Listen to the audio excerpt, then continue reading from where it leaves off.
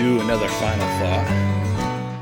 And the book that I'm going to do that on is Chasing the Boogeyman. This book is one that I believe I found in a little free library. Yeah, I know it is. Because I remember falling in love with the cover.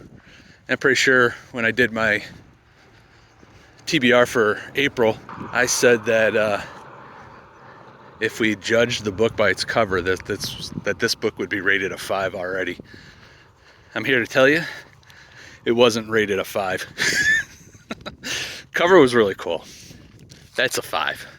The story, not a 5. So yeah, final thoughts. Chasing the Boogeyman. And this is by Richard Chizmar. This is a mystery thriller. And when I say thriller, I use the word thriller lightly. It came out in 2021 and it has 322 pages. So this book takes place in the summer of 1988 in a small town in Maryland. And it just so happens to be the town that Richard Chizmar actually grew up in. And what's interesting about this book is that he actually uses himself as the main character. So we're getting a point of view from Richard Chizmar from 1988. And what's happening is in the very beginning of this book, he is graduating from college, some type of writing degree. And instead of getting a job at a paper or a magazine, publishing type thing, he decides he wants to kind of start his own business and write stories. He realizes it's probably not the best plan, that he probably should get out and actually start earning money. But he has a dream of being an author, and he kind of starts his own little business, writing, I believe, short stories or a magazine that he's doing for himself on horror type stuff. And the plan is he's graduated from college, so he's coming home and he's going to live with his parents for the next year because his fiance still has another year of school before she can graduate, before they can end up getting married. So he's going to live with the parents for the year, work on his creation of a magazine, storytelling. Well, I don't know if that's Armageddon starting or a guy mowing his lawn, so that'll sound good. We've got 12,000 cars coming, that'll sound good. And then we got the firehouse alarm going off. But we're not going to let any of that bother us. It's just not going to happen today. So anyway, I don't know where I was at with all that, but so in the summer of 1988, while Richard is living home with his parents, there is a murder of a high school girl. And this murderer left no evidence behind, so they have no idea who the murderer is, why it happened, and Richard takes an interest in it. Clearly the town is upset, a little on edge. But it actually gets worse from there because throughout the story, there are several more girls who look similar to the first girl, all in high school, all about the same age, all same long hair, lots of similarities. And they end up coming up murdered. So clearly there is a serial killer in this town. And now Richard is completely hooked on this and starts doing his own investigation into what's going on. So the book basically is from his perspective of that time, with him investigating all these murders and the relationship that he has with other people throughout the town, the lead police officer, investigator. There's a relationship between them. There's a relationship between him and a friend of his who is a journalist.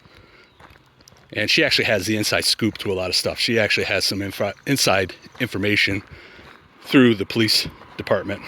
And she continues to pump that information to Richard throughout the entire book. And they kind of just work together, bouncing ideas off of each other, and try to come up with a reason as to why this is happening and who it might be. And I don't want to give too much away, but the story is of him investigating these murders throughout that time. And I don't know how much to say without giving it away. Yeah, there's more to this that I want to talk about, but if I say anything about it, it actually spoils some of the book. I guess what I will say is he's writing about this. This is all of his notes. This is a book that he wrote from 1988. But then he comes back later in the book to revisit it. Let's just say that. That way I don't give out any spoilers, but there's more to it after 1988. Yeah, so I really don't want to give too much away. So I think I'm just going to stop talking about the book as far as that goes. So my thought on the book was I actually thought it was a pretty good book. I didn't think it was great, but it definitely wasn't awful. I know all my books are rated 3s and 3.5, so clearly this one falls in the 3.5 range. I would say I would recommend this if you're just looking for a somewhat simple read.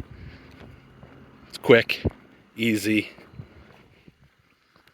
I was not able to 100% figure out who it was, but I did have that character pegged at one point, but I can't say that that's who I thought it was at the end. So I guess what I would like to say about it, I don't really have any fun facts. Well, shocker, that car, well, I should say that truck smelled like weed. Big surprise. But what I did like about this book, what I found interesting anyway, I don't know if it's arrogant, I don't know if it's pompous. I kind of like when somebody uses themselves as a main character, and he treated it just like it was actually him. Like it clearly is like of his history of him going to school, him wanting to be a horror writer, him coming home from graduation and living with his family for a year while his fiance finished up school so that they could get married. And he's now married to that woman now in real life. So it was interesting. I mean, he did say that the story was made up, but there is something in here like of it's more than a peeping Tom. There's a part where there's somebody in the town that actually would sneak into people's houses while they were sleeping and touch their feet, touch their hair, touch their stomachs. He would do something weird, like he would just be standing there and touching them. Not necessarily even in a perverted way, but definitely in a creepy way. You're sleeping and you wake up to this guy, and then he would boot out of there. And that actually was a true thing in his town. And they actually were trying to pin it on this guy. That's I don't know if he was the boogeyman. I can't remember how that plays out. I don't know if they had a different name for him. But yeah, so I thought that was interesting that he's using himself, he's using his town, he's using a lot of the similarities of his actual life to make up a story. My daughter likes to write, so I asked her what she thought about using yourself as a character. She didn't seem to think it was that big of a deal. I don't know, maybe I'm the one that thought it was more arrogant, but once I read the book, I kind of actually enjoyed it. I think I would say I would probably read more of his work. Like I said, it was pretty easy reading. And yeah,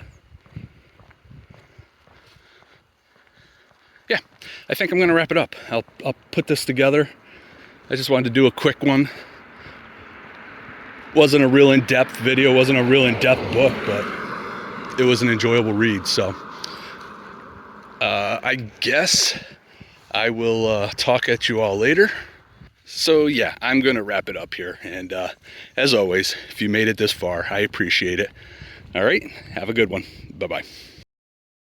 So what I would like to know is what is more disturbing? That people drink and drive and then throw their empty beer cans out the window before they get home, or that somebody's actually drinking beer through a straw. Let me know what you guys think.